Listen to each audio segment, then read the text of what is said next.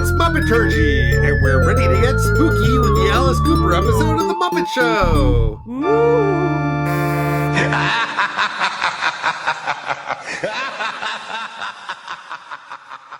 Isn't it such a pleasure to hear our Spooky Turgy theme music again after so long? I know I'm glad to hear it, and I'm glad you're here. I'm David Levy. Here today with me are Christy Bauer, Adam Grossworth, and Michal Richardson. I have a feeling that we have perhaps misunderstood the question. We have some corrections and additions this week. From the Gilda Radner episode, Eric Akawi let us know that there is, in fact, a TV movie about the Lufthansa heist called, appropriately, The Big Heist, which aired on A&E in 2001. It also inspired a pivotal plot point in Goodfellas, a very famous movie which apparently none of us have ever seen. Guilty. in the Pearl Bailey episode, I talked about Julie Andrews and Richard Harris being on the Ed Sullivan Show to promote Camelot, which is both true and not true. Julie Andrews starred opposite Richard Burton in Camelot, and they went on the Ed Sullivan Show, and that helped turn the show's fortunes around. Richard Harris was then in the film version of Camelot and went on the Ed Sullivan Show later to promote the film. He also then later did a Broadway revival, which was also filmed for HBO. So I was both wrong and not wrong, but it's been eating at me, and so here I am, mea culpa. We're here this week to talk about Season 3, Episode 7 of The Muppet Show. It was produced the week of March 28th, 1978, and aired in New York on October 30th, 1978, very appropriately. Less appropriately in the UK on November 24th. Oh well. It was number 7 in the air order, so same as production order. That's unusual. It aired after Loretta Lynn, which we will talk about next week. In the news, it's another week for the New York City newspaper strike, so we're getting our news again from ultimate70s.com and the Chicago Tribune. The headlines were either depressing or just boring this week, but down at the bottom of the list, there were two that I found strange and delightful. The famous RCA symbol of Nipper the dog with a phonograph is being resurrected, reports George Lazarus. RCA Corp plans to spend $11 million over the next 12 months on product advertising that will include Nipper. The logo, conceived nearly 80 years ago, will also appear on products, trucks, and literature. Literature? Is it going to appear on editions of The Sun Also Rises? Or yes. Which will be delivered to you by trucks. Very important. But Nipper's real cute. Nipper looks like Elvira, or Elvira looks like Nipper. So, important dogs in history. Deliberate. And a Houston department store thought it would be humorous, which is in quotes for some reason, to offer in its Christmas catalog the opportunity for $94,125, or in today's dollars, $427,765, to have a dinner party with Walter Cronkite and other celebrities as guests. The problem is, Sakowitz's department store didn't mention it to Cronkite, and he is furious, a CBS spokesman said. CBS is demanding that Sakowitz's cease and desist from sending out the catalogs, destroy all catalogs still on hand, and notify all who have received them that Cronkite's name was included without his authorization. I have so many questions. Sounds like he would be really fun at a dinner party.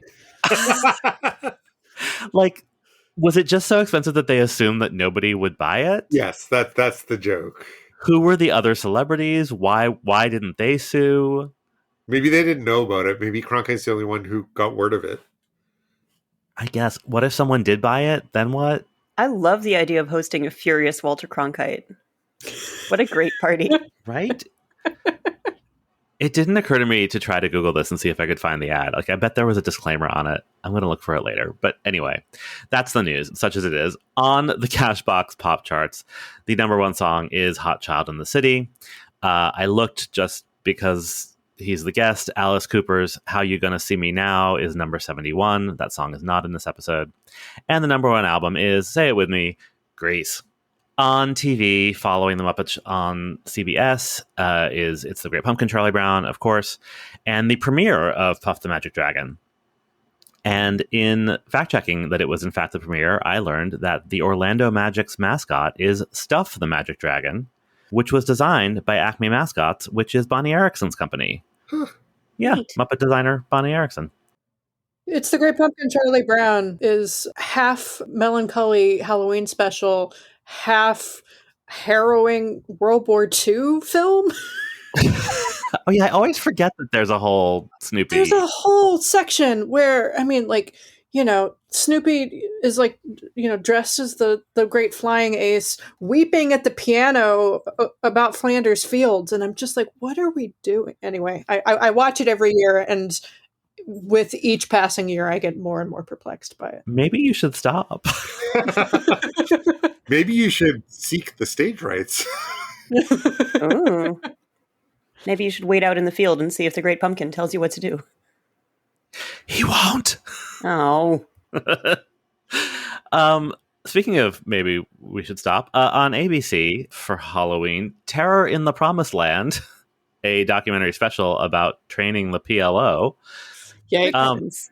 Yeah, forget. And on NBC, Little House on the Prairie, this week's episode is Harriet's Happenings. Walnut Grove finally gets a newspaper, but when the editor allows Mrs. Olson to write a gossip column, she slanders everyone in town. We are not turning into a Little House on the Prairie podcast, but after last week, I just was like, wait, what's this one about? And I did watch it. It was a very good palate cleanser to last week's horrible episode. Much more what I remember that show being.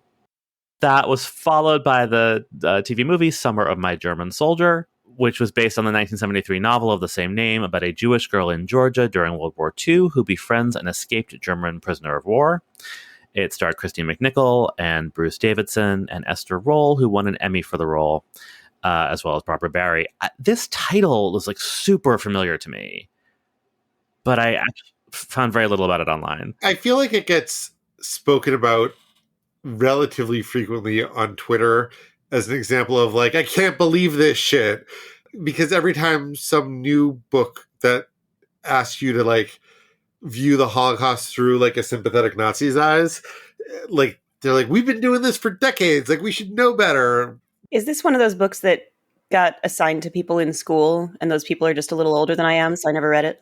Probably, but not to me. So yeah, I don't know why the title, like I just saw the title and was like, oh yeah, that thing. And then I read about it. And I was like, wait, I have no idea what this is. And there was definitely some novel within the last year or two that had a similar premise of like, it was like a romance novel about one of the good Nazis.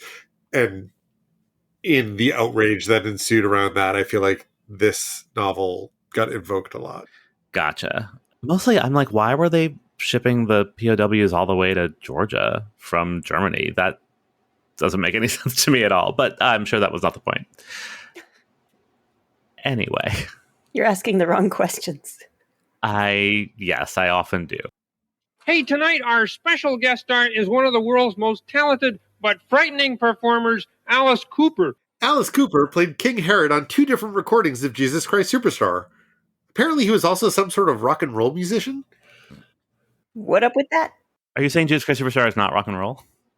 Well, I would say that the King Herod number is not rock and roll. Asking the right questions now. Vincent Damon Furnier was born in 1948 in Detroit to a religious family with deep roots in the Church of Jesus Christ, a denomination that spun off from the Latter-day Saints when Joseph Smith died. So they also consider the Book of Mormon to be scripture, but they are not themselves Mormons. I found this fascinating. I could do a whole podcast about this, but we're not going to go down that route. It is relevant, however, because Cooper's grandfather was president of the church, which is the highest-ranking spiritual authority in that church. In high school, he organized some of his friends for a talent show into a Beatles parody group called the Earwigs. They had such a good experience, and they were so well received, they decided to have a go at being a real band. By 1967, they started playing shows in LA and decided to relocate there by the end of the year. They cycled through a couple other names before landing on the name Alice Cooper in 1968. That's right, the band was named Alice Cooper before the person was. They chose the name in part because it sounded wholesome and would provide a funny contrast to their elaborate stage show with looks inspired by some of their favorite movies, including Whatever Happened to Baby Jane and Barbarella. They were discovered by manager Shep Gordon. You might remember him from the documentary Supermensch that came out in 2013. He brought the band to Frank Zappa, who was looking to sign weird new groups to his record label. Their first album came out on Zappa's label in 1969. It was called Pretties for You, and is much more of a psychedelic art rock album than what I expected from knowing his more heavy metal influenced later work. 1969 is also when Alice Cooper more or less single-handedly invented the new genre of shock rock, apparently by mistake. I'm just going to read Wikipedia's description of the incident. Alice Cooper's shock rock reputation apparently developed almost by accident at first. An unrehearsed stage routine involving Cooper, a feather pillow, and a live chicken garnered attention from the press. The band decided to capitalize on the tabloid sensationalism, creating in the process a new subgenre, shock rock. Cooper claims that the infamous chicken incident at the Toronto Rock and Roll Revival concert in September 1969 was an accident. A chicken somehow made its way onto the stage into the feathers of a feather pillow that they would open during Cooper's performance, and not having any experience with farm animals, Cooper presumed that, because the chicken had wings, it would be able to fly. He picked it up and threw it out over the crowd, expecting it to fly away. The chicken instead plummeted into the first few rows occupied by wheelchair users, who reportedly proceeded to tear the bird to pieces. The next day, the incident made the front page of national newspapers, and Zappa phoned Cooper and asked if the story, which reported that he had bitten off the chicken's head and drunk its blood on stage, was true. Cooper denied the rumor, whereupon Zappa told him, "Well, whatever you do, don't tell anyone you didn't do it." Wikipedia could use some slightly better editing. Well, couldn't we all? They struggled to find their niche and moved back to Michigan, and it wasn't until their third album that they had a hit single, the song I'm 18, which reached 21 on the Billboard Hot 100. That got the attention of Warner Brothers Records, who bought their contract from Zappa. Their first Warner Brothers album broke through and hit number 35 on the Billboard Albums chart. More successful albums and more outrageous stage shows ensued. Cooper began appearing with a live boa constrictor on stage, which you'll see a Muppet reference to in the first scene of this week's episode. With the 1972 release of School's Out, they finally had a top 10 hit in the US and a number 1 in the UK. Cooper's onstage persona shifted from the androgyny of glam rock to the bratty machismo of heavy metal. School's Out also won them the attention of morality crusaders, especially in the UK, and while it did not get them banned, it did get them publicity. Their next album, Billion Dollar Babies, was their most commercially successful record, hitting number 1 on both sides of the pond. They became one of the most successful touring acts in the US, with increasingly elaborate stage shows featuring special effects like a guillotine. By 1974, they already had a greatest hits album and a feature film. So, naturally, in 1975, the band broke up. At this point, Alice Cooper, the person, legally changed his name. Sounds like primarily that was a way to enable him to continue to record under the name Alice Cooper without having to worry about legal wrangling with his former bandmates. His solo debut, Welcome to My Nightmare, was a huge hit and featured Muppet Show guest star Vincent Price delivering some spooky narration. This spawned an ABC television special called The Nightmare, which starred Vincent Price as well, and a concert film called Welcome to My Nightmare. In 1976, Cooper married Cheryl Goddard, who was a dancer in his show. Although their relationships had its ups and downs, they remain together to this day, and they have 3 children together. He had his first bout of alcoholism and then got clean in 1978, inspiring a semi-autobiographical album written with Christie's favorite lyricist, Bernie Taupin, called From the Inside. This is about the time he appeared not only on The Muppet Show, but also in the Bag of Cocaine films, Sextet, and Sgt. Pepper's Lonely Hearts Club Band, which we have spoken about at length on this show in the past. Despite his upstart image, Cooper had fond connections to old-school show business legends. He was friends with Groucho Marx, and he idolized Soupy Sales.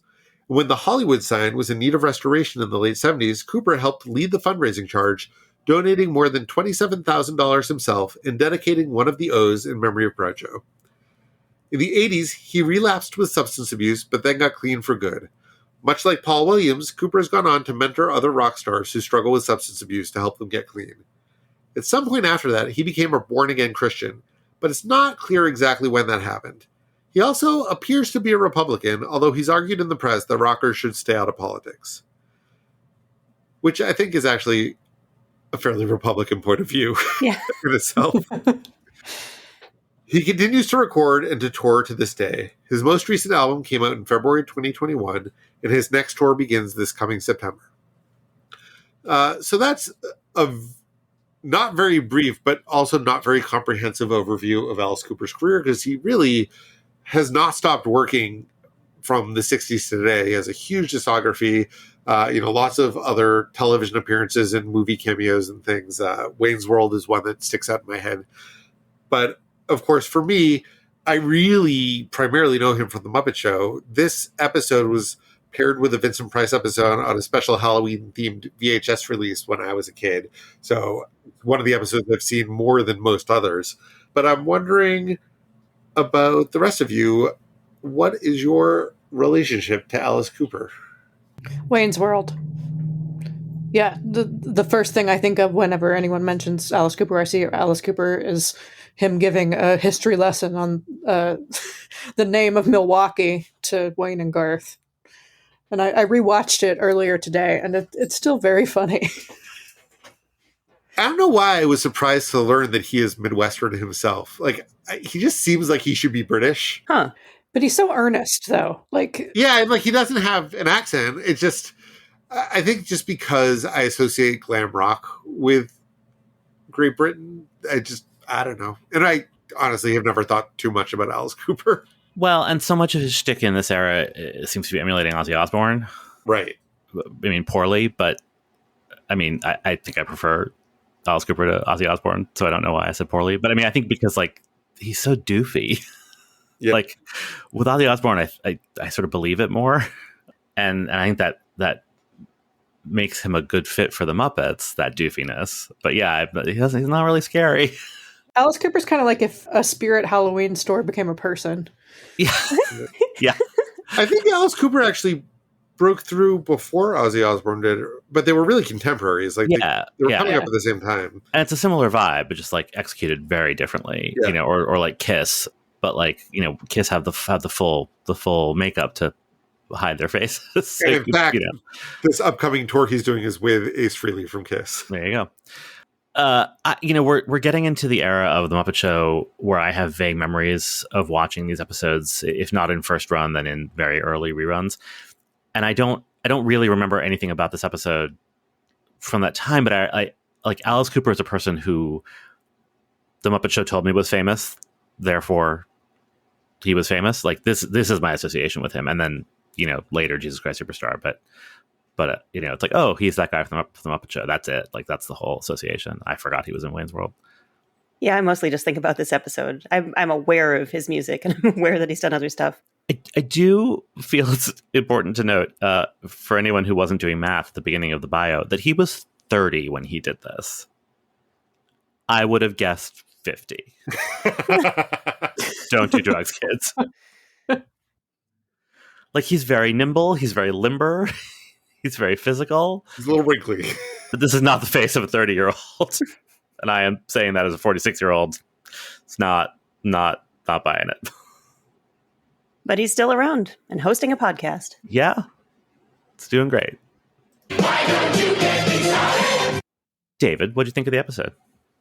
I think it's a lot of fun. Maybe not one of the all-time greats, and again, I have more nostalgia for this episode than for many others, but I liked it. My only complaint is that I don't think his songs are all that good, but I like what they do with them, so I guess that makes up for it. But yeah, very happy to watch it a couple times this week. Michal? Yeah, similarly, I have some warm nostalgic feelings about this episode. This is one that gets trotted out for compilations and for Halloween, and I've seen this more than many other episodes. And I dug it. I would heartily recommend it. As Kermit pointed out for the Leo Sayer episode, it's been a while since we've had some good rock music on the show. I like when the Muppets go rock and roll, and it was fun to see what they did with Alice Cooper's numbers, even if I think they could have been bigger and more elaborate, but this was fun. Christy? I really loved this one. I think the doofiness of Alice Cooper is a really fine pairing with the Muppets. I think he's really committed to the bit, and I think it sells it. Yeah, I just think it's fun. Again, I'm with David. I don't think it's one of the all-time greats, but I didn't have any quibbles with it, really. Yeah, I said that I remembered Alice Cooper as a Muppet Show guest, but I had zero memory of a single thing about this episode, despite it being on DVDs that I own. Which is usually a bad sign, but I thought this was great. I kind of loved it. A couple weeks ago, I started ranking the episodes because I realized I was starting to forget the earlier ones, and I should just start making a list, before we finish. And I won't get into this every week because it's going to change, and also who cares? But it's just it's weird. Like it's hard to do, and like there's some recency bias, and it's deeply subjective. But it's interesting, like where I land on things because like this episode meets all of my personal criteria for a Great Muppet Show episode. But I also put it actually below Leo Sayer, which I think is an objectively worse episode, just because I had so much, like, I think because we had so much fun talking about Leo Sayer as part of it. So that is actually like totally the wrong criterion. But also, like, I don't know, I kind of like the songs a little better. It doesn't make any sense, but like, I don't know. It's a great episode. I had a really good time. Alice Cooper, 15 seconds to curtain, Mr. Cooper. Ready whenever you say, Scooter. Sir, I think there's something you should know. Yes? These monsters aren't ours. I know. They're mine. So in a nice change of pace from guest stars who are surprised to see their dressing room filled with monsters, Scooter is taken aback that this week's guest star has brought his own. Let's hear from Statler and Waldorf for their first clip. You gotta admit, the opening is catchy. So smallpox. Not now. Read the room. And there are at least 3, maybe 4 or more mentions of communicable diseases in this episode. It's just a lot. There's a lot going on. And now I have Gonzo. Rocky Top in my head. Should we explain? I mean, it's my fault. It's my fault that Adam has Rocky Top in his head because every time I read a headline about monkeypox or worry about monkeypox, which is becoming more frequent, I hear it to the tune of good old Rocky Top, good old monkeypox. Monkeypox, Tennessee. I'm sorry, everyone. And now you all do too. It's infectious.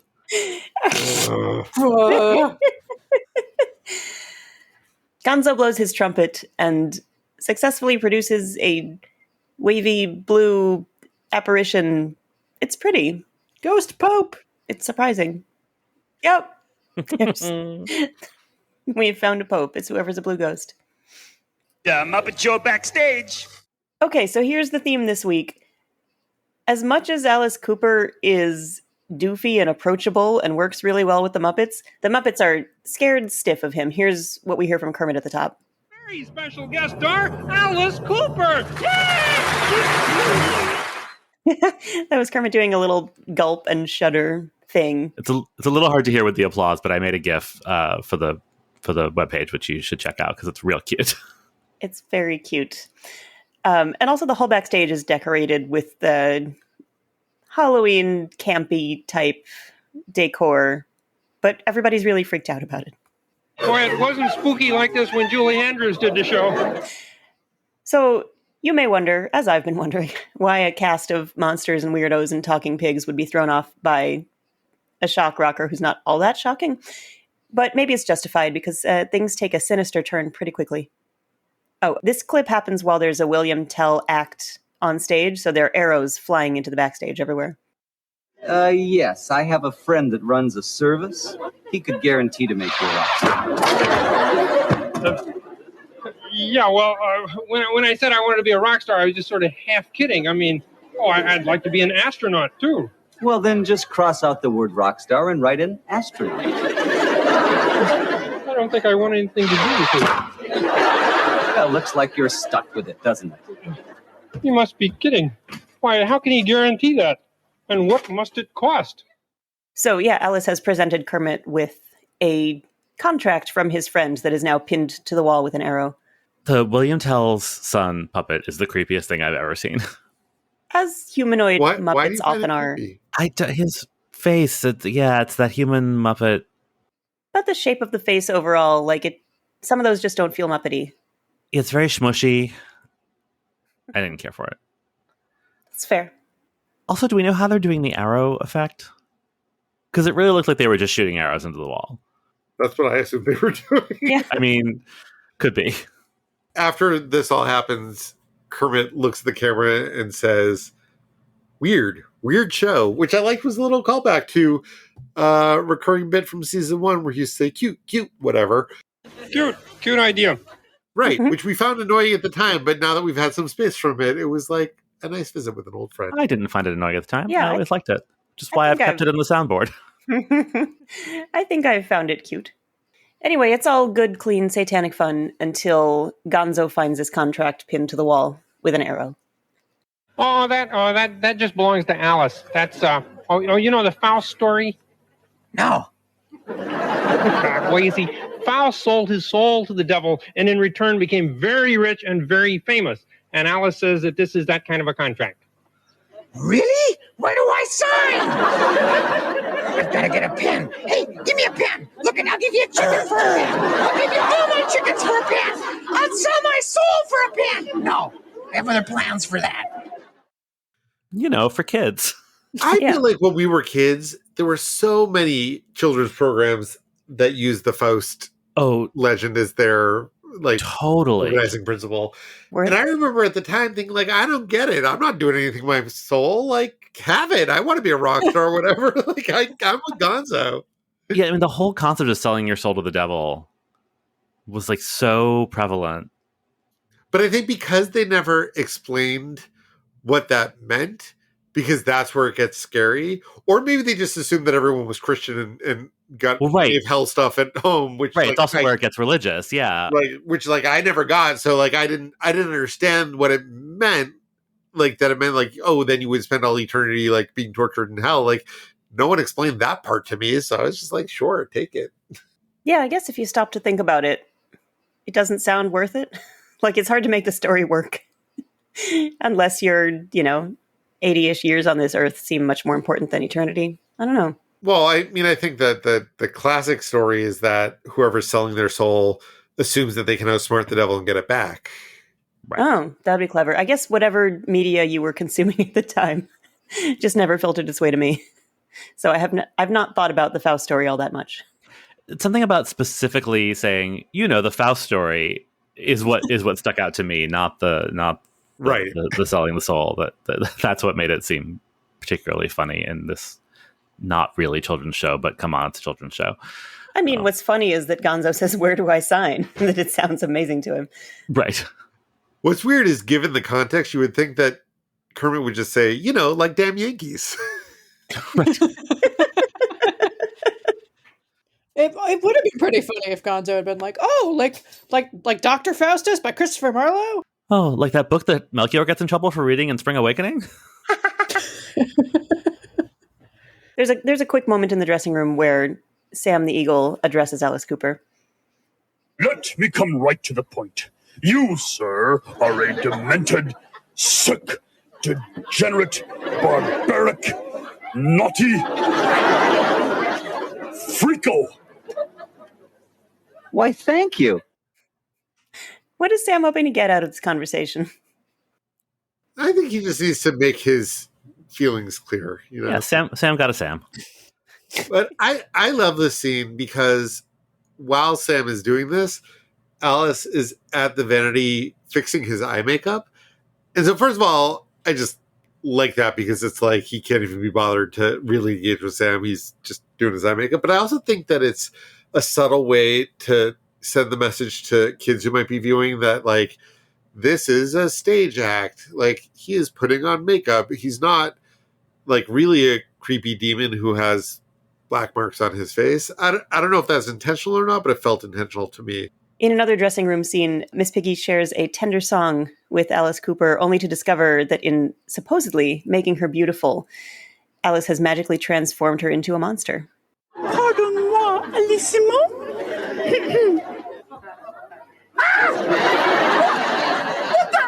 Hey! All right! Listen, Cooper, the deal is off! Make with the magic! Oh, all right. All right! No! All right! That's better, and you can tell your man I wouldn't sell you my soul if you paid me! What do we think Piggy was selling her soul for? Fame and fortune. She's a diva. Okay.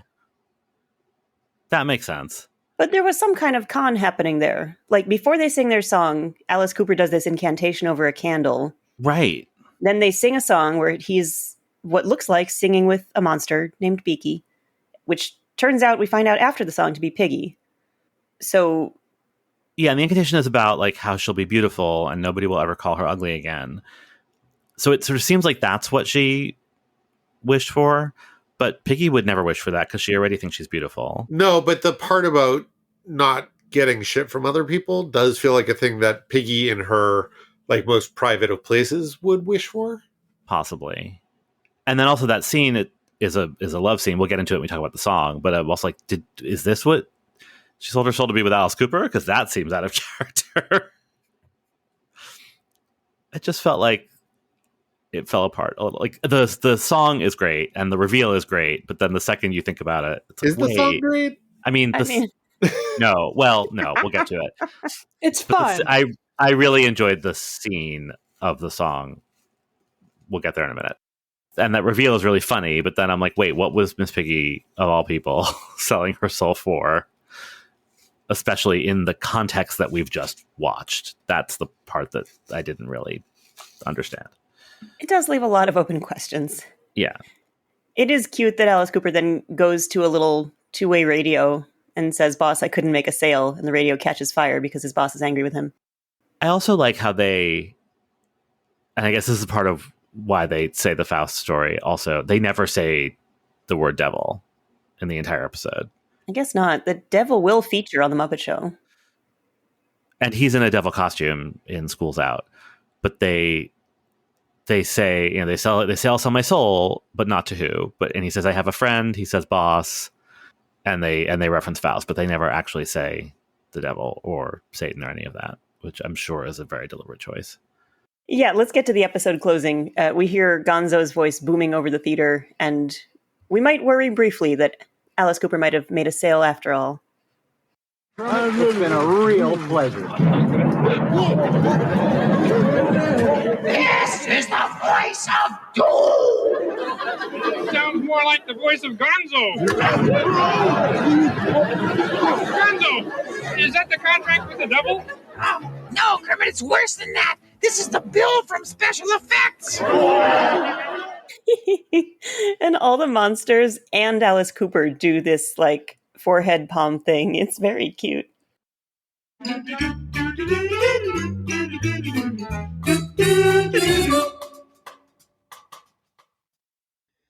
So I just got to rip the Band-Aid off right now. We have no songs from the public domain this week. What? I know. Not even allowed?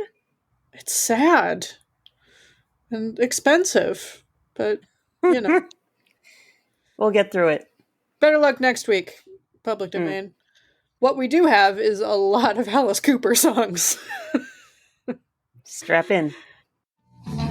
We sweat and laugh and scream here, 'cause life is just a dream here.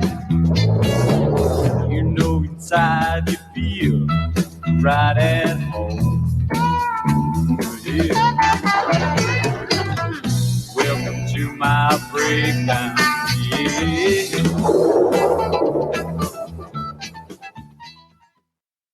Welcome to my nightmare. That's the name of the song, not a general proclamation. It gets kind of confusing doing research on Alice Cooper songs just because there is Alice Cooper the person and Alice Cooper the band. This is a song from Alice Cooper the person. And it peaked at number 45 on the Billboard Hot 100. And yeah, it's appeared on several Halloween songs list. And yeah, it's one of his, if maybe not his signature tune. Yeah, he wrote it with Dick Wagner and Bob Ezrin. And his band is sort of an interesting array of Muppets. According to Muppet Wiki, some of them are referred to as the Vile Bunch, which is a name that they got in 1981 Muppet Annual. Bob Ezrin, by the way, was the producer for most of Alice Cooper's career, for most of his albums. He refers to him sometimes as what George Martin was to the Beatles, Bob Ezrin was to Alice Cooper. So I've made a delightful discovery in the Muppets character encyclopedia. So there's a 2-page spread that's just called Monsters, but because all of the important monsters get their own entries, this is real random. And it includes the Vile Bunch. And it says that after much soul searching, they gave up, I guess this means they gave up the show business, but it just says they gave up and opened a frozen custard stand near Devil's Tower, Wyoming. Sure, why not? Wouldn't you? Great. Silverbeak has his face polished once a week. And Beaky was once nominated for a Fred Astaire Award for Best Unexplainable Creature. And Chopped Liver Monster is also featured in this spread. And so I have just learned that the planet Zabar is located on the Upper West Side of the Andromeda Galaxy. Sure. But Chopped Liver Monster is also in the band. Yeah, I kind of love that. I'm glad they found more uses for chopped liver. It was great. So a couple weeks ago, I went to a screening at the Museum of the Moving Image of the Muppet Musicians of Bremen, and there was a Q&A with the aforementioned Bonnie Erickson, and she talked about the fact that they never threw anything away. That like Jim Henson specifically insisted on like everything. There was a giant warehouse somewhere, and everything went into it because you just sort of never knew when you might want to use something or reuse something or be inspired. And I thought of that when Chopped Liver Monster showed up, because like what a great place to stick him in this band of weirdos. He fit right in. And I don't think, a regular viewer in 1978 would have necessarily even clocked him as Chopped Liver Monster. I'm charmed by this group of Muppets, but don't you think this would have been a really excellent crossover opportunity for the River Bottom Nightmare Band? So good. But yeah, this song definitely sounds like something that would be in their repertoire. So I did a little more digging, and it seems like, here's a quote from Alice Cooper, and I think it's relevant to this number, but also to the question of whether there was anything satanic in his act. He said, "At the time it was a sore spot, so the religious right immediately deemed me a demon, and there was nothing satanic about what we did at all. It was all pure 1930s RKO horror movie and comedy put together. But you have to remember, every time we got banned somewhere, ticket sales went crazy. The only thing I did deny, though, being a nice Christian boy, I said there's nothing satanic about our show. I grew up in a Christian home. I don't care if you don't like what we do. I don't care if you think it's stupid. I don't care if you think it's inappropriate. It's definitely inappropriate, but it's certainly not satanic." So that was in an interview on the 40th anniversary of Welcome to My Nightmare. Huh. This is certainly not satanic. In fact, it's very stupid. Well, and you see, like it's weird that he says RKO because they were Universal. Universal, but it is yeah. the Universal Monsters thing coming through. He's dressed like Dracula, and he's doing sort of those silly like 1930s poses. He looks so doofy, and I love this number, and I really like the song actually, but like specifically the way that he is holding the cape. He sort of never takes his hands off of the cape, and I'm like, well, that's not scary at all. Like if I had to fight you, your hands aren't free. You're holding that cape. Like, I don't know. I found him so silly the way he was like moving, and I don't know. Like it almost makes me want to watch one of his concert films, because he did these like big elaborate stage shows that he was so known for. But like, was he more comfortable on stage doing his own shtick, or is this doofiness exactly what he did all the time? I feel like it's, like I dressed as Dracula for Halloween when I was like 8, and like that's what you do. You know what I mean? Like that's the costume, that's the shtick, and I feel like he's just kind of doing that. I don't know. I don't mind it. I love this number. I just like the idea of it being scary is funny to me. Well, so have we talked about the album Welcome to My Nightmare? We haven't. It's sort of a concept album, isn't it? Yeah, so it's really interesting. It's a concept album where he plays the role of a little boy named Steven who has a nightmare, and there is this like Vincent Price narration in it, which honestly I think is the creepiest thing about the album. But also, even though it is like firmly in his like heavy metal era, there are also songs that like are almost show tunes in it. Like it's, or at least like much more like 60s pop than 70s heavy metal. And I guess because I never really knew him beyond his reputation, it was so interesting to me to sit down and listen to this album start to finish and be like, oh wow, he really did have a wider range than I gave him credit for, but also like less scary and a little more doofy than certainly than like when I was a kid and was afraid of heavy metal because I thought it was all devil worship, whatever. Like certainly not what I had ever imagined then. And I would say that if Adam, if you like this number, like check out the whole album. It's an interesting listen. Yeah, I mean, I didn't listen to the album, but I listened to the some of the essentials playlist on Apple Music, and was really surprised by the range of it. I mean, it's also that doesn't seem to be in any particular order, and so it's covering a wide time span. But yeah, like some of it is sort of, gothy, not heavy metal. But then there's, I mean, we'll get to some of it. There's a lot of real moist soft rock on there too. It was not what I was expecting, and I quite liked a lot of it. So, yeah, I just want to point out that on the Wikipedia entry for this song, there is an unsourced proclamation that the song itself mixes elements from disco, jazz, hard rock, and keeps a heavy yet funky beat. Sure. I was really hoping that there was a source for the heavy yet funky quote, but I don't not see that. I'm not sure I hear the disco in it. Yeah. Yeah. Where do you suppose he got the name Alice? Oh, it's a family name. He was named after a maiden uncle. That's the joke. So our next song is something completely different. Never heard of it. Somewhere over the rainbow, way up high, there's a land that I heard of once in a lullaby. Just gut me with a rusty spoon, why don't you? Yeah, so it's another song about rainbows, as rendered in the Forest of Despair by Robin. Why are there so many songs about rainbows? I mean, there aren't. There's this one, and then Paul Williams wrote a second one. That's it. That's not true. I will die on this hill.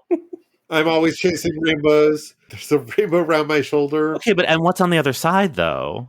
It's really just the two. The question isn't why are there so many songs about rainbows and songs that also are about what's on the other side. The question is why are there so many songs about rainbows and also, new sentence, what's on the other side? Is it one question or two questions? That's the question. We're getting into punctuation issues. It is relevant because they're about to go film the Muppet movie, and this is basically the same thing, staging wise. It's real similar. Smaller cast. He's next to the water instead of in the water. Correct. Not a smaller cast. It's one frog and a rainbow. That's fair. No Dom DeLuise. Yeah. What if Alice Cooper came up in a rowboat? If you want to be rich and famous, frogs, just sign this contract. I mean, would have worked. I'm sorry, Christy, please tell us about Somewhere Over the Rainbow, a song we know nothing about. So in case you're new to planet Earth, this is a song called Over the Rainbow. Music by Harold Arlen, lyrics by Yip Harburg. Yip. Uh-huh. Yep. And it was written for a movie that you've also probably never seen called The Wizard of Oz. It won the 1939 Best Song Oscar, which is really funny when you consider that the song was briefly cut from the film. They ran the movie for a test audience, and one of the studio heads was like, "This is too slow for kids," and a bunch of people fought for it, and it stayed. The same thing happened, or rather almost happened, to The Little Mermaid with Part of Your World. Jeffrey Katzenberg was like, "This is too slow for kids." And, presumably, Howard Ashman roundhouse kicked him in the face. And that's just Jeffrey what I Katzenberg heard was like, happened. "I'm leaving." Yeah. Taking my animators with me. Point well taken. I will go ice my eye and keep writing your songs. Yeah, so this is one of those songs that is at the top of many lists, has won many awards. It was ranked number 1 on the Recording Industry Association of America and the National Endowment for the Arts Songs of the Century list. And it was also named the top song on the AFI's 100 Years, 100 Songs list. Top movie song, I should say. And fun fact, a Stradivarius violin was used in the original recording of the song, and it sold at auction this year for over $15 million. Wow. Yeah, it belonged to a Ukrainian violinist named Tasha Seidel, who did a lot of work for MGM at the time. And because I'm a monster, I brought a clip that is very dear to my heart related to this song, in which the lyricist Yip Harburg explains the emotional genesis of it. I belong to a special tribe of what used to be called troubadours. Sometimes they were called minstrels. Now we're called songwriters. We worked for, in our songs, a sort of a better world, a rainbow world. Now, my generation, unfortunately, never succeeded in creating that rainbow world, so we can't hand it down to you. But we could hand down our songs, which still hang on to hope and laughter, so that in times of confusion like these, when all the world is a hopeless jumble, and the raindrops tumble all around, heaven opens a magic lane. Shit, man.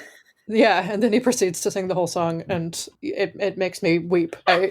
This was my grandfather's favorite song of all time, and I gave the eulogy at his funeral, and I actually quoted that speech. Oh, man. Yeah, it's special. So this performance, Robin's performance, not Yip's performance, got me thinking about how weird it was that in season 1, Robin, who was barely a character at the time, had this huge breakout hit with Halfway Down the Stairs, and then it took them like another season and a half before we got him a similar feature, in the sense that it's a song that has kind of that same wistfulness to it. And it's weird that they didn't try to replicate that lightning in a bottle moment that they had with Halfway Down the Stairs.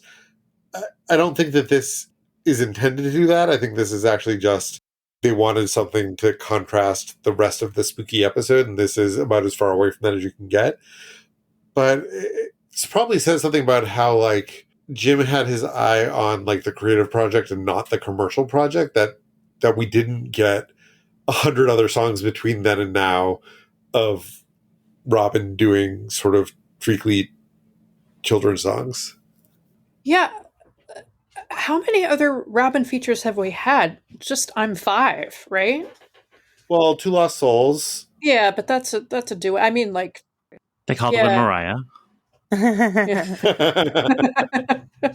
Well, this is lovely. It doesn't feel necessary, but I do think it's a nice entry to that same subgenre of Muppet songs, like when Sandy Duncan and Kermit and the color coordinated monsters sing Try to Remember. So just before this song, there's a moment in the canteen where Fozzie says, everything is so weird and spooky this week, I'm just going to sit in the canteen with these clean-cut kids, who also turn out to be whatnots with pointy teeth, so also effectively weird monsters. And he says, can't we just have one nice thing? And then they cut to this song. So is this a response to that? This is one nice thing? Yes. Great. I was surprised that this was not the UK spot. When I watched this through the first time without looking at the wiki, I just sort of assumed that this is the part that you would cut if you were cutting a part. Yeah. Speaking of the UK spot. This is my once-a-year day. Once-a-year day. Felt the morning sun and knew that this was my once-a-year day. Once-a-year day. Even got a kiss from you. I feel like hopping up and down like a kangaroo. Jumping fences, climbing trees. What pleases me is what I do. 'Cause this is my once-a-year day. Once-a-year day. Everyone's entitled to be wild. Be a child. Raise the roof. Once a year. It's Once a Year Day, as celebrated by the Vile Bunch and friends in a spooky manner backstage. I love the juxtaposition of the bouncy show tune and the spookiness. This gets introduced with a little skit where Kermit has a candle that seems to take on a life of its own, which creeps him out. And then the monsters sort of creep up behind him wearing masks and scare him away. And then when the song started, I let out such a guffaw because I just was not expecting this song. And I thought it was such a great like bait and switch moment. Yeah, it's fantastic. I forgot this song was coming. And then when it started, I was like, yes, I would have been looking forward to it had I remembered. I have a special spot in my heart for the Pajama Game, but maybe that's because the Pajama Game was a thing in my family before I was old enough to understand any of the themes in it. I mean, it's a fun show. Yeah, so we should mention that this is indeed from the Pajama Game, written by Richard Adler and Jerry Ross. The Pajama Game was from 1954, and we talked a little bit about Adler and Ross in the John Cleese episode when Robin and Sweetums sang Two Lost Souls from Damn Yankees.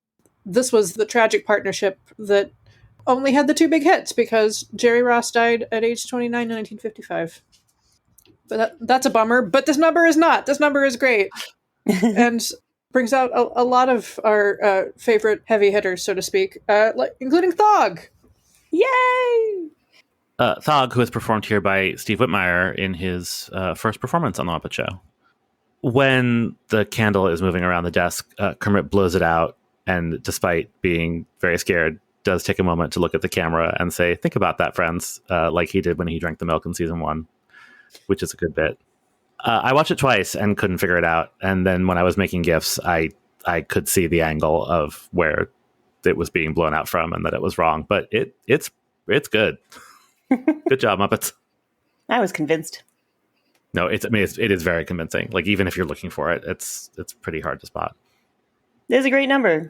It is. One of the things that caught my eye during this, although it's not the first time we see it during this episode, is we have a ghost flying around, much like we did in the Vincent Price episode, but it is not kind of the friendly, cuddly ghost from Vincent Price. This one has more of a mummy effect going on, where it's like shredded bandages instead of just lovely white sheets. So I thought that was an interesting aesthetic choice. Yeah, nice little extra spooky bit. Speaking of spooky and also moist, we get Alice Cooper in soft rock mode. I'd like to take you to heaven. That would make my day complete. But you and me ain't no movie star. What we are is what we are. We share a bed, some loving, and TV. And that's enough for a working man. What I am is what I am. I tell you, baby, you're just enough for me. So this is You and Me, which is a 1977 Alice Cooper song, and it hit number 9 on the Hot 100 and charted higher in some other places, number 8 on the Cashbox charts, number 3 in Canada, and number 2 in Australia, where it was the 13th biggest hit of 1977. And I have a question. Yeah. Why? Because it was 1977. Yeah. Yeah, but like, listen, we have shared at length our general admiration for / love of adult contemporary. So I think that I have some bona fides when I say, like, this ain't it. Oh, I like it. Is it the melody or the lyrics that ain't it for you? Is it that we share some loving and TV? It's not anything. It is so bland. So it gets a little spicier in that there's some disputed lore around this song involving none other than noted Joe Raposo Stan Frank Sinatra. Yeah. Alice Cooper has told this story in various places that apparently Frank Sinatra sang this song at the Hollywood Bowl, which there's no record of. I went looking for it. I'm very sad to report there's no record of this, and said something really encouraging to Alice Cooper like, well, Coop, if you keep writing them, I'll keep singing them, or something like that. Something very Frank Sinatra-ish. But I found on message board a bunch of Alice Cooper fans fighting about this because this one guy was like, Frank Sinatra never sang "You and Me" by Alice Cooper. The song "You and Me" that he recorded was a different song called "You and Me," which is true. He recorded a different song called "You and Me." But the story, as told by Alice Cooper, was not that Frank recorded it. It was just that he happened to perform it at a concert, and there's just no proof. And so all these people are like, well, you can't prove it, and that doesn't prove anything, blah, blah, blah, blah, blah, blah. But anyway, I got really entertained going down the rabbit hole of people fighting on the internet over whether or not Frank Sinatra has ever sung this, boring, goopy song. I mean, if there was an Alice Cooper song that Frank Sinatra was going to sing, it would be this one. Yeah. Oh, yeah. That said, the Hollywood Bowl seats 18,000 people. And Frank Sinatra, by this point, was already like, his third round of being a superstar. There's no way that he did anything in front of 18,000 people that wasn't exquisitely documented. So I lean towards he did not, but Alice Cooper liked the story, and so he kept telling it. Sure. Oh, I don't fall on one side or the other. I just find it funny that people are fighting about it. So this is the number we mentioned. That's Alice Cooper and Piggy as Beaky.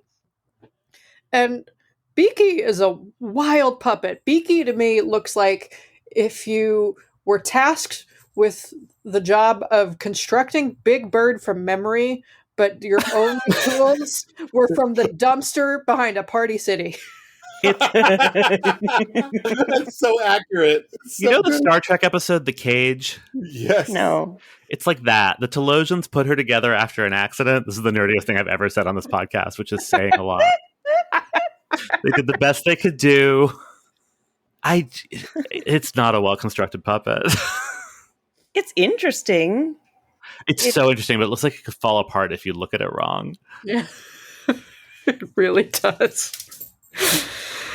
I mean, it answers the question of what do you do if all that you have is a handful of feather boas and a fright wig and a machete? You build them into this puppet. You tie them all together.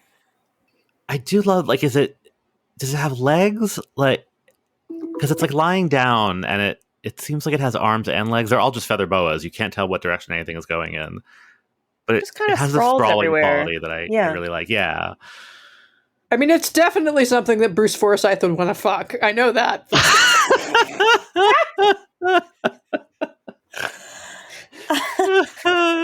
Leo Sayers trying to look up its skirt. Yeah. Oh, jeez.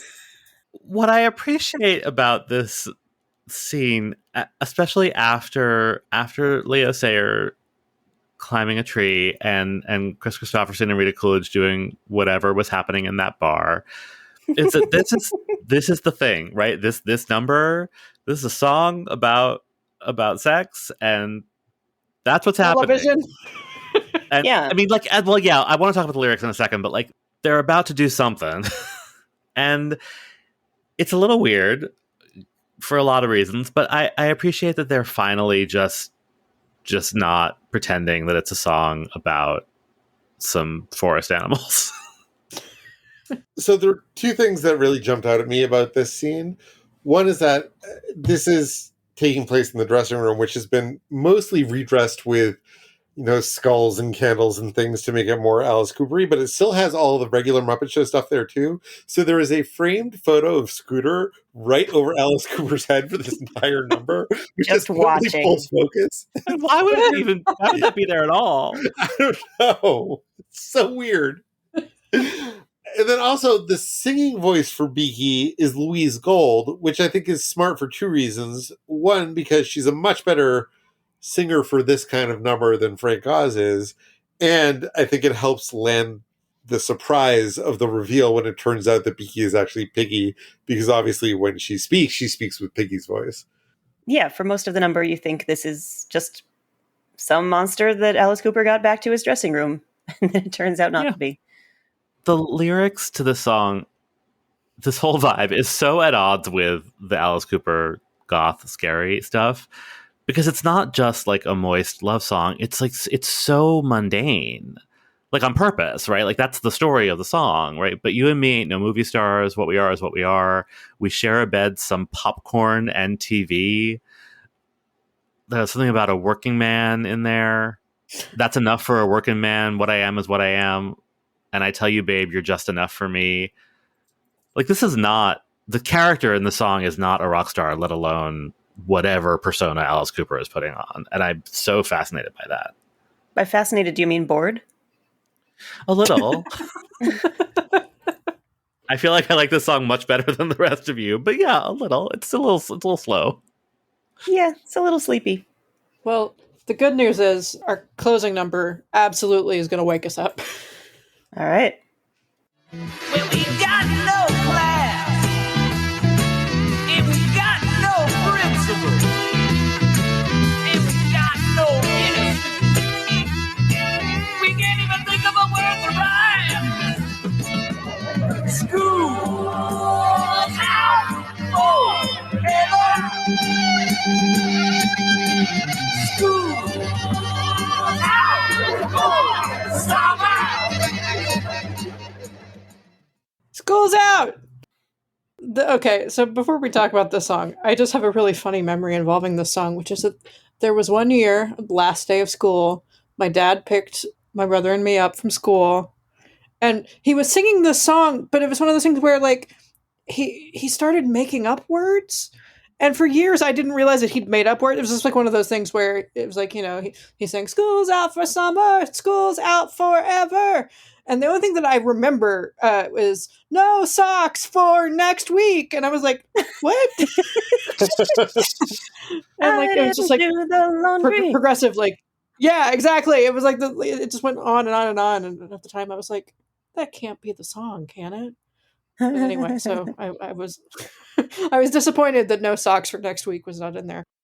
So this is School's Out, which was the biggest hit for Alice Cooper, the band. It hit number 7 on the Billboard Hot 100, and it's number 326 on Rolling Stone's Pretty Terrible 500 Greatest Songs of All Time list that we have talked about at length that I hate so much. It's also on several Best Glam Rock Songs of All Time lists. And it's from 1972. Yeah, and it's Alice and a bunch of the monsters having a romp. Some of them have adorable hats. Oh, they all have adorable outfits. Yeah, some hats are more adorable than others. Dog Lion is wearing this boater that's just the greatest.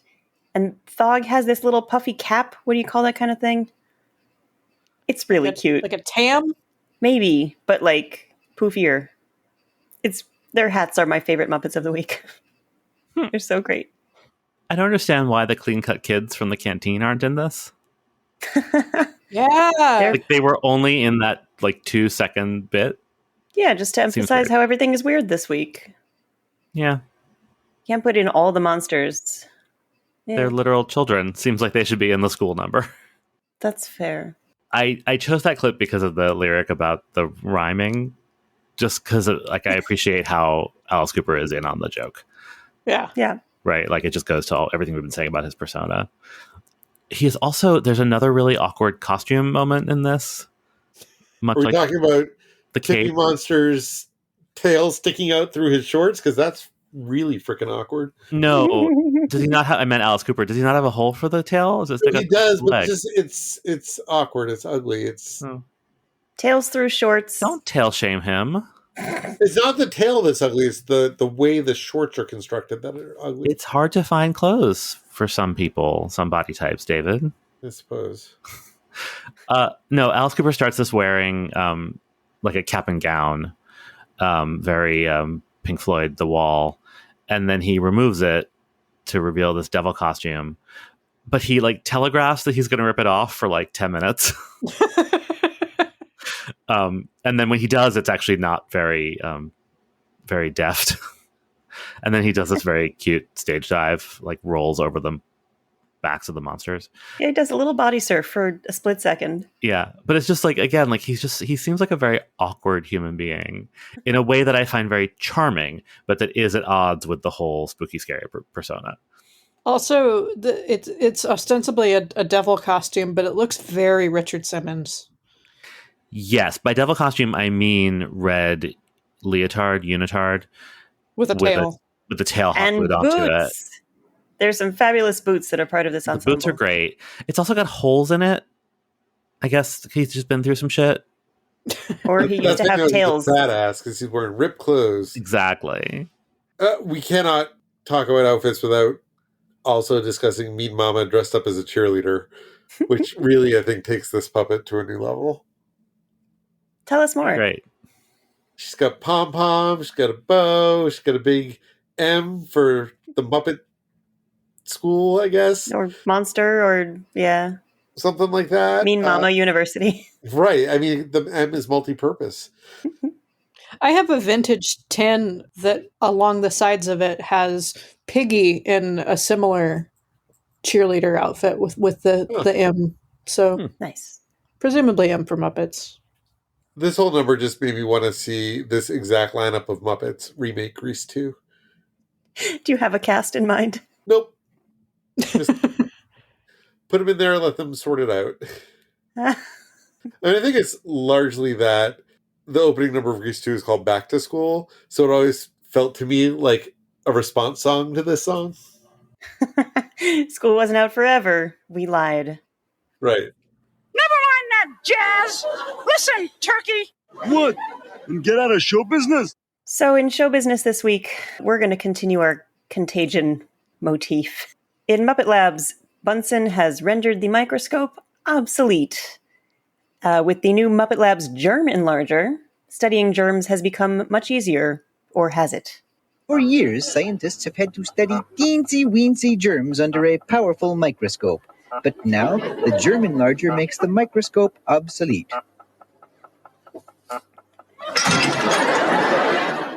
Comes out of your pay, Beaker.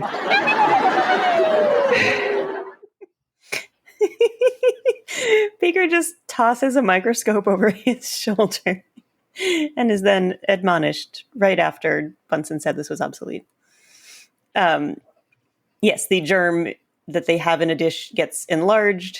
It engulfs Beaker. This continues backstage. Kermit says, I hope that's not contagious. And Bunsen just titters at him, which maybe we'll see next week. They'll all have caught, what was it called? Streptococcus eucotherium. That was yep. I'm reading that. I didn't, don't be impressed, anybody, but yes. It's a good little good bit. reading. This led me to some really deep and bleak thoughts about the nature of germs and whether or not a giant germ would be more deadly than tiny germs. Because the whole thing with germs is that, like, because they like get into your body and into your bloodstream and whatever, it's like if it is giant, would it kill you, or would it just be, there hanging out? Well, in this case, it might try to strangle you. Yeah, I mean, this one definitely has nefarious designs on Beaker, but yeah, I wondered that too. Would an enormous germ be harmless? Well, it depends. Is it able to replicate the way that regular germs do? Because then it would take up all your space and suffocate you pretty quickly. But does it need to live inside a human body to replicate? Or does it just need, like, warmth and moisture? Because, this weather we're having. None of us are doctors. Anyway, I thought this germ was very Munchausian. My only very important observation about this sketch is that every time Bunsen said German larger, I want to say, no, it's pronounced German lager. I don't understand that. Pressing on, we've got another ailment. So here's a sketch where we see what may be a mouthful of teeth, or it might be a cave full of stalactites and stalagmites. One of them starts talking about how he has a terrible toothache, but this may be the least of his problems. It's like having toothache all over my body. It's like having toothache all over his body. And another thing. And another thing. I keep hearing voices. And what's worse, the echo is often incorrect. And sometimes it says what I'm going to say before I said it. It says what I'm going to say. Yeah, well. The echo joke is sketch. like aces, but I can't with this. This is it creeps me out too much. Oh, this makes me so happy. It's so bizarre, even for the Muppet Show. I just wish they were teeth. Or that they were Muppet. So the reveal at the end is that they're inside a larger version of the same thing. So like they are the teeth of another stalagmite, but it's still like a cave inside a cave and not a mouth. I don't want them to look like human teeth. We've established how I feel about Muppets with human teeth. But if it were like a monster, if the reveal were that it were a monster mouth, I think I would like it better. I just want it to make a slight bit more sense. I also think the zoom effect doesn't do it any favors. Like it doesn't actually feel like you're zooming out to the thing that's encompassing it. No, but I got it. Yeah, but I just mean like they probably could have done that better. Certainly today they could do that better. Yeah, but I did the puppets look so cool. Like whatever the fuck they are, like they look really, really neat. And I love the gag. I just wished it had a better payoff or made slightly more dramaturgical sense, because that's what we do here. It's not supposed to make sense. It's this recursive bit that's going to go on forever. True. Like you pull back and they're inside somebody else's mouth. And then they start repeating the same sketch that they started already. Right. Like a circle and a spiral, like a mouth within a mouth. Uh-huh. So in one final melody for the evening, let's talk about Pigs in Space.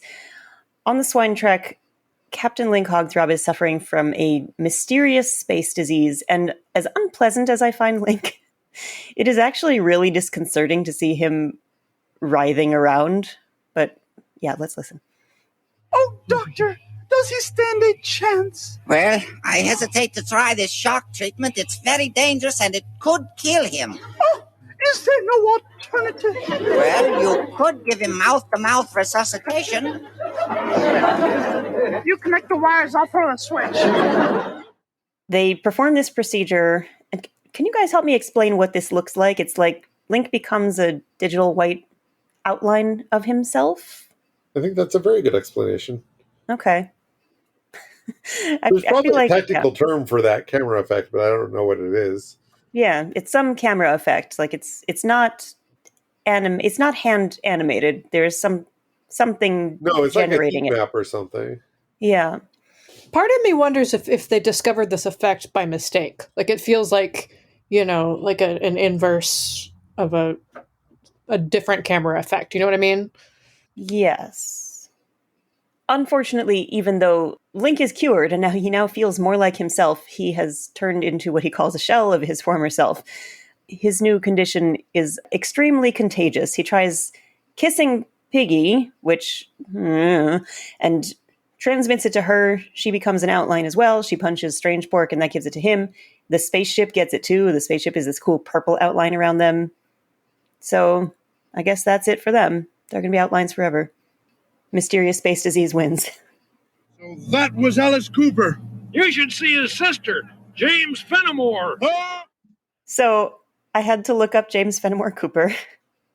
I learned that he was a writer. He was the author of Last of the Mohicans, and that his father founded the town of Cooperstown. What did you think of that? Out of sight. You mean you liked it? No, it was out of sight. I had my eyes closed.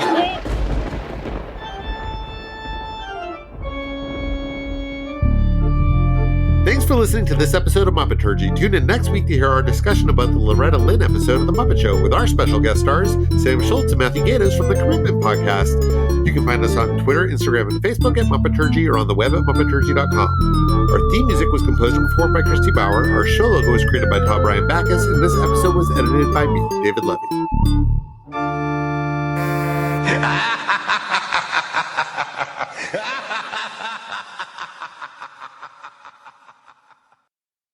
By the way, to get these, I Googled Alice Cooper in cahoots with the devil.